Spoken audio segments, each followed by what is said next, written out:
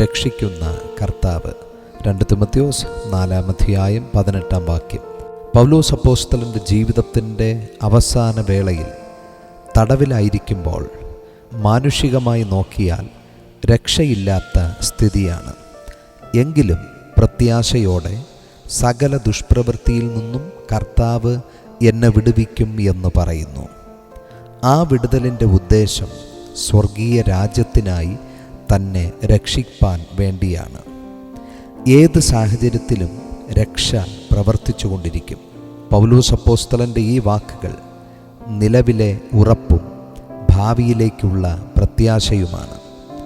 സകല ദുഷ്പ്രവൃത്തികൾ എന്നത് മനുഷ്യരുടെ ദോഷം, ശത്രുവിൻ്റെ തന്ത്രങ്ങൾ, പാപത്തിൻ്റെ സ്വാധീനം തുടങ്ങിയ കാര്യങ്ങളെ കുറിക്കുന്നു.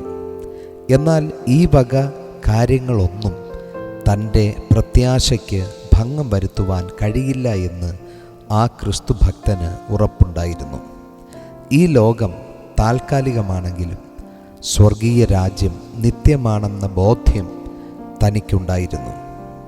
ലോകം തനിക്ക് നൽകിയ ചങ്ങലയ്ക്കും തടവറയ്ക്കും തൻ്റെ ഉള്ളിൽ ദൈവം പകർന്ന ആത്മീയ കാഴ്ചപ്പാടിൻ്റെ തിരുനാളത്തെ കെടുത്തിക്കളയുവാൻ കഴിഞ്ഞില്ല.